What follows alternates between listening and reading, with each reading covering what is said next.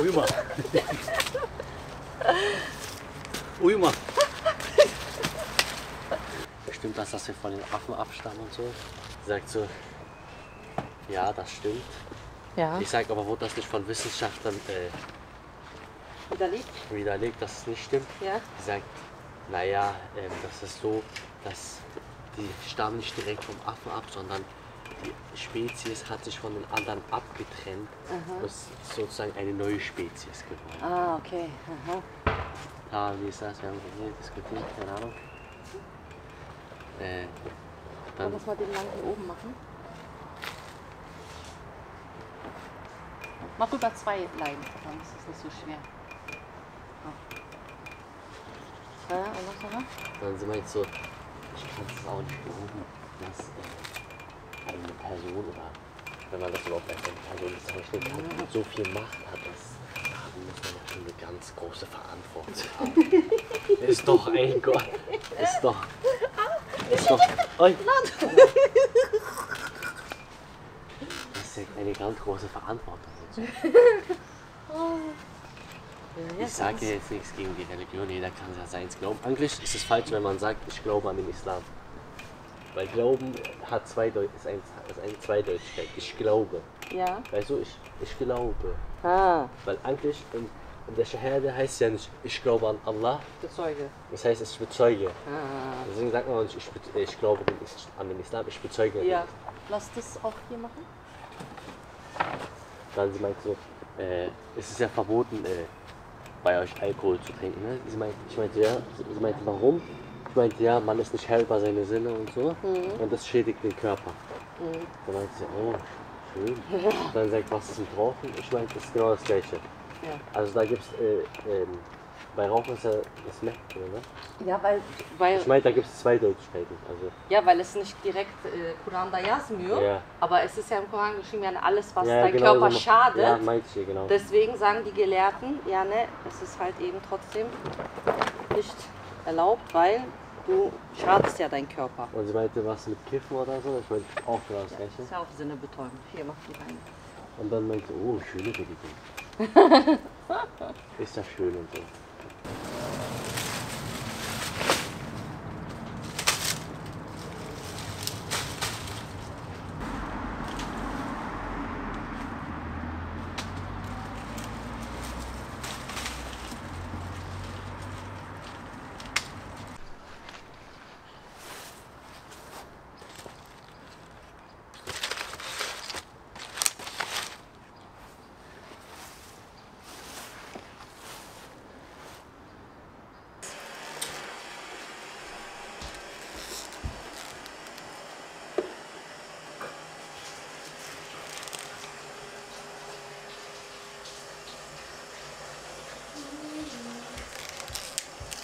Was soll ich machen?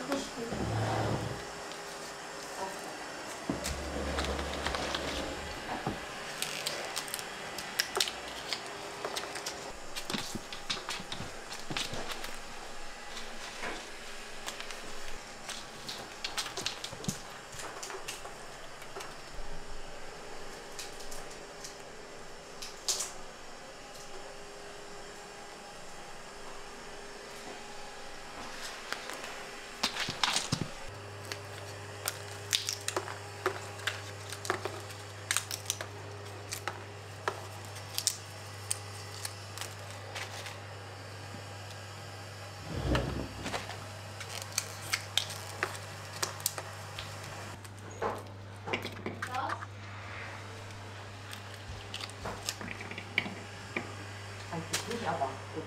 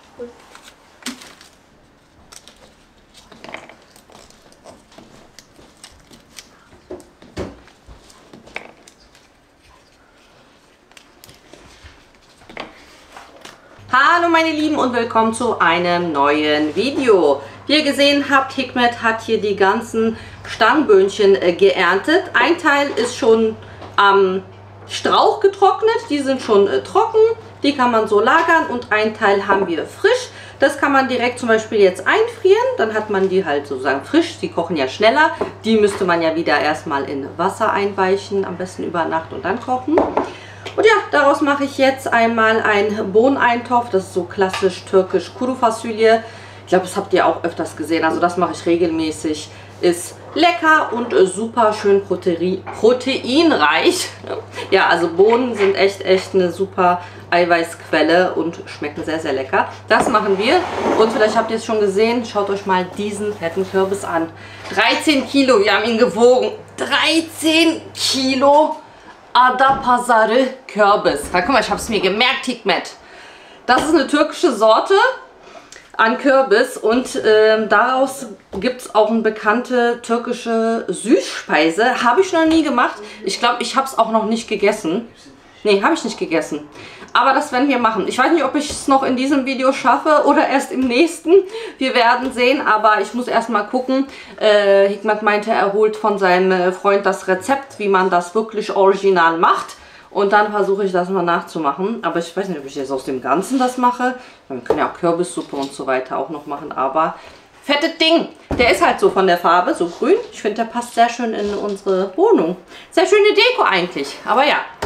Ja, was habe ich was vergessen? Du kannst alles, ja, du kannst damit alles machen. Das ist ein Kürbis, da kannst du Fülle als Füllung benutzen, als alles Mögliche. Als erstes machen wir das hier. Ich brate jetzt hier Zwiebeln mit etwas Olivenöl und Ghee, habe ich jetzt gemischt. Schön an.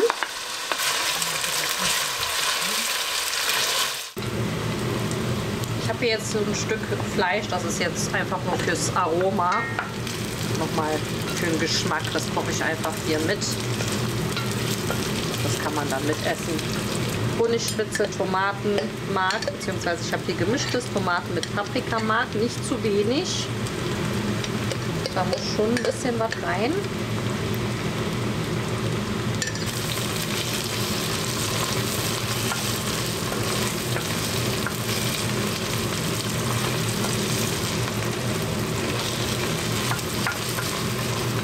Jetzt können auch schon die Bohnen dazu.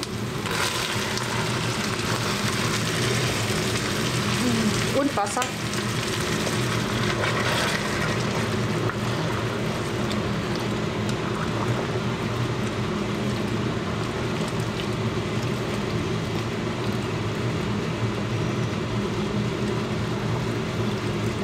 Jetzt das Ganze nur noch salzen.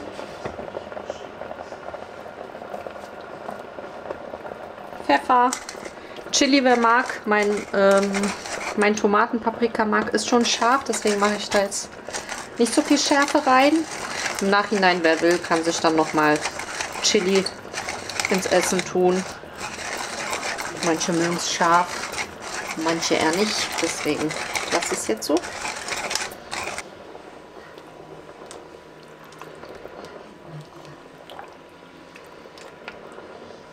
Und jetzt lassen wir das einfach vor sich hin köcheln, bis die Bohnen weich sind. Jetzt mache ich die Tomatensuppe. Die habt ihr, glaube ich, auch schon öfters gesehen. Ganz einfach, schön Zwiebeln anbraten in Olivenöl. Mit viel Knoblauch, wer mag natürlich.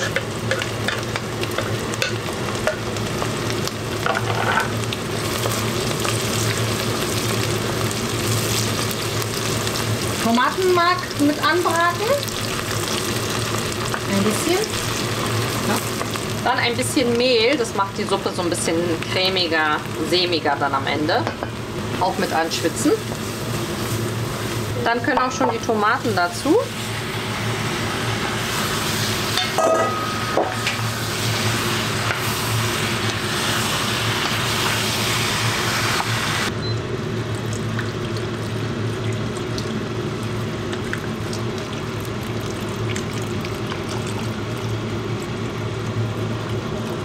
Dann etwas Gemüsebrühe. Ich habe jetzt hier einen Tab. Ich muss wieder meine Gemüsepaste selber machen. Die ist leider leer. Und dann lassen wir das erstmal schön weich köcheln.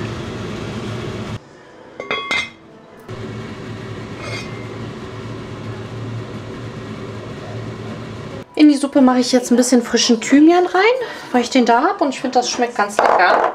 Und dann Basilikum, das ist auch unserer aus dem Garten, den wir getrocknet hatten. Auch ruhig ein kleines bisschen rein. Ein bisschen Pfeffer, Salz.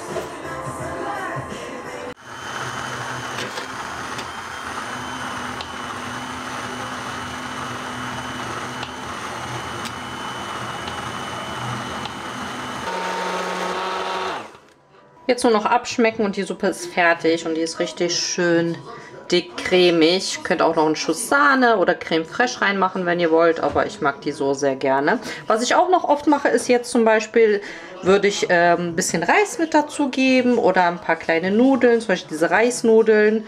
So ist es halt noch mal ein bisschen mehr mit Einlage oder man lässt die halt so, aber so ist die richtig schön. Und mit den Tomaten aus dem eigenen Garten schmeckt die einfach noch mal besonders lecker. Weil wir ja so viele Tomaten haben, gibt es jetzt einen Tomatensalat statt wie täglich Gurkensalat.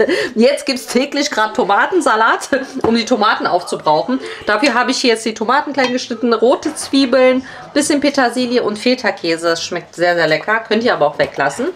Dann, was dazu sehr gut passt, ist Sumak. Das ist so ein Essigbaumgewürz oder ihr nehmt einfach ein bisschen Essig. Und dann eigentlich nur noch Salz und Pfeffer.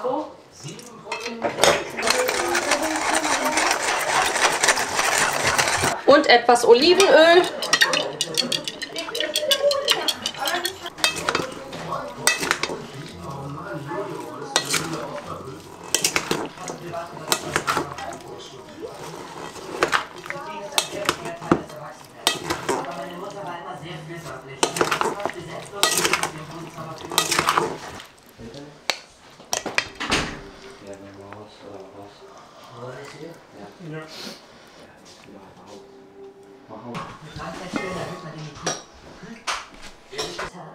Und wir beide werden echt die allerbesten Jugend haben. Oh, Star Wars Cosplay. Kostümspiel.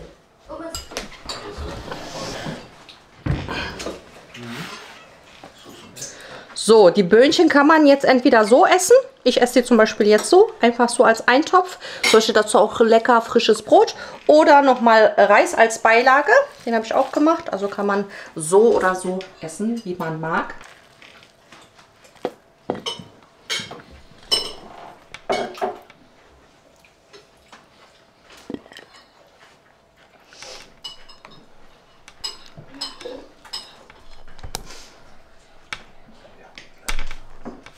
Zum Frühstück gibt es jetzt einmal Menemen. Und zwar, habt ihr es glaube ich auch schon mal gesehen, man kennt es auch, andere kennen es unter Shakshuka. Ich brate jetzt einfach Zwiebeln und türkische Spitzpaprika, also grüne Spitzpaprika. Ist auch aus dem Garten, hier schön kräftig an. Und dann kommen da eigentlich nur noch die Tomaten dazu, die habe ich einfach nur klein gewürfelt. Ich schäle die auch übrigens nicht, ich lasse die Schale immer dran bei unseren Tomaten. Ich finde, die ist nicht hart. Und dann ja, eigentlich nur noch Eier drauf und das war's. Und das schmeckt richtig lecker zum Frühstück, so mit Brot. Ein bisschen Chili mit rein, die ist auch aus dem Garten. Ich meine jetzt nicht alles, die ist schon relativ scharf. Und dann können auch schon die Tomaten dazu.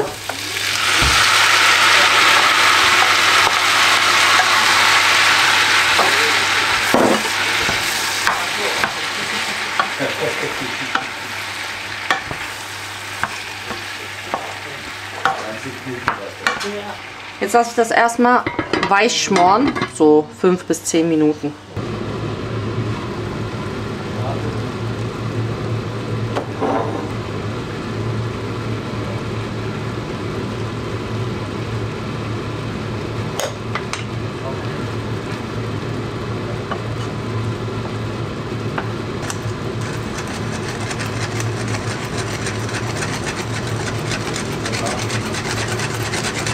Wir haben Salz, Pfeffer drin und jetzt haue ich nur noch die Eier rein.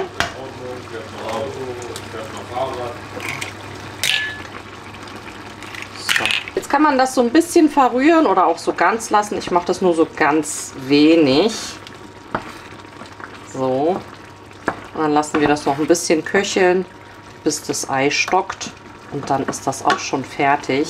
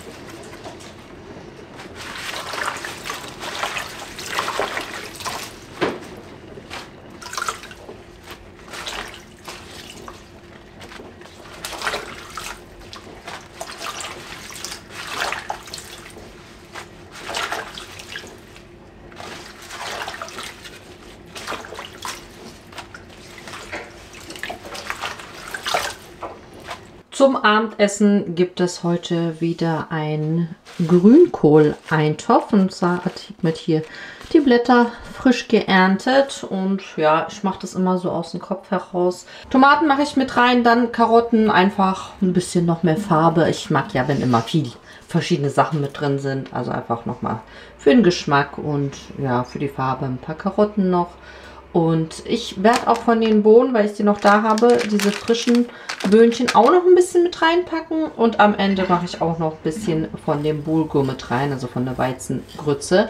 Ganz zum Schluss wird natürlich jetzt wieder alles schön angebraten in Butterschmalz, Tomaten, Paprikamark kommt etwas dazu.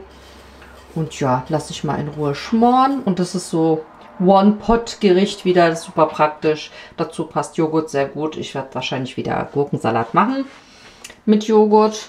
Und ja, das gibt es heute zum Essen.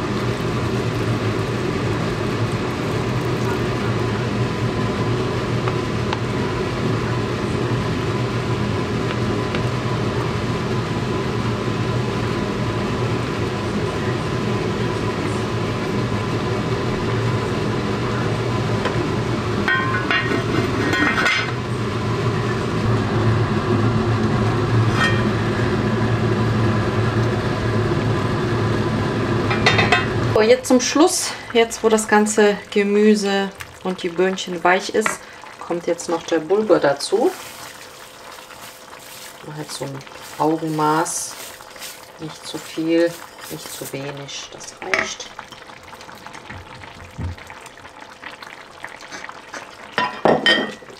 Jetzt muss das nur noch 5 Minütchen ziehen und dann ist das Ganze auch schon fertig. Ist ja schon richtig hier winterlicher Eintopf, ne?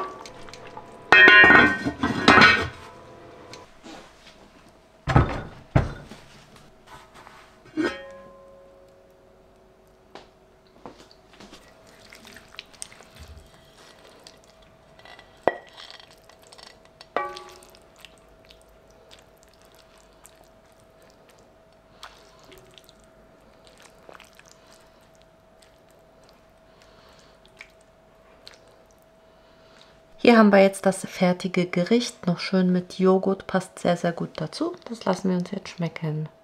Lieben, das war's mit dem Video für diese Woche. Nächste Woche habe ich wieder viel zu tun.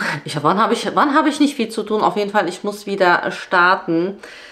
Ich weiß nicht, schreibt mir mal in den Kommentaren, ob ihr im Sommer auch so viele Sachen nicht gemacht habt.